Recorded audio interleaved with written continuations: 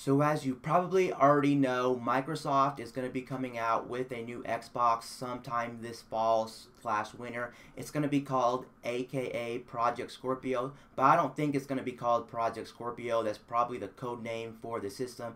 But Microsoft is changing their whole outlook when it comes to the new Xbox coming out this fall slash winter. Earlier last year, Microsoft said that all games have to work on the base Xbox, whether it be the Xbox One or the Xbox One S and the new Xbox. So they have to run on all current Xbox Ones also. And they both have to have the same frame rate. Now that looks like that is not the case anymore. It looks like Microsoft is going a different route. It looks like Microsoft is allowing developers to make games for the new Xbox with better frame rate. Before then, they said nope, all games have to run the same. Basically, the only reason the new Xbox existed was to give gamers a better experience. What I mean by that is better visuals, so maybe 4K, 1440p, 2K, things like that. So that was their plan, just to make games look prettier, but they still had to have the same frame rates. Now Microsoft said it's up to the developer to choose what frame rates they want, and if they can get more smoother frame rates with the new Xbox, then they're allowed to do it.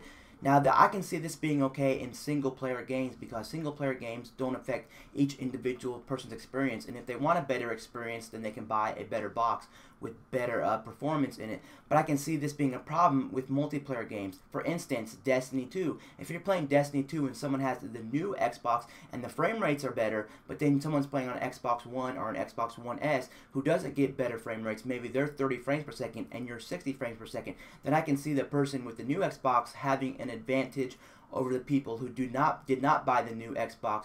If you look at it that way, that's kind of unfair. But then again, PC gamers have always been unbalanced, just because if you buy a good PC, you can get frame rate 60 frames per second, 120 frames per second. And then if you buy a mid-tier or a low-tier PC, you can get games to run at 30 frames per second to 40 frames per second. Is that a fair balance? No, that is not a fair balance. So it really depends on developer from developer. A lot of developers claim that they're not going to make games with better frame rate just because it's going to make the games unfair, especially when it's multiplayer games specifically. So yeah, that is pretty much the news. Microsoft did say that developers are going to be allowed to use the full power of the new Xbox if they want to, so frame rates will become better.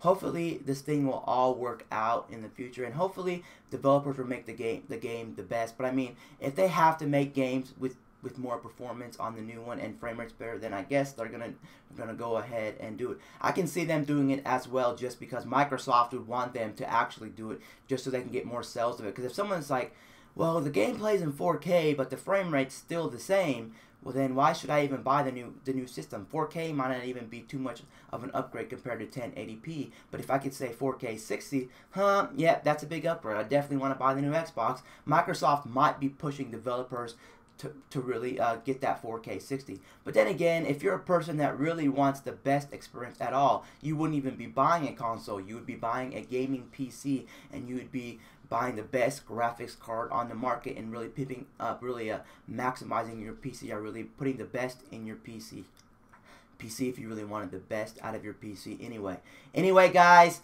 peace out. I'll see you guys later in my next video. I'm out, guys.